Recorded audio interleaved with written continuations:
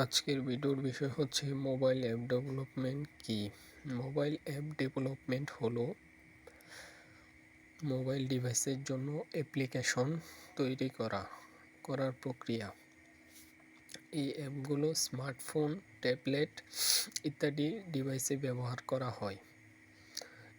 এটি একটি software development প্রক্রিয়া যা মোবাইলের সফটওয়্যার অনুযায়ী অ্যাপ বানাতে হয়। যেমন মোবাইল অ্যাপ ডেভেলপমেন্টের মূল প্ল্যাটফর্ম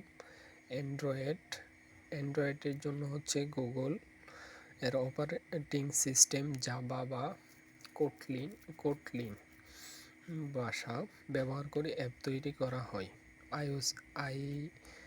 আইওএস বা হচ্ছে অ্যাপেল অপারেটিং সিস্টেম যা সুইফট বা অবজেক্ট দিয়ে অ্যাপ তৈরি করা হয়। মোবাইল অ্যাপের ধরন নেগেটিভ অ্যাপ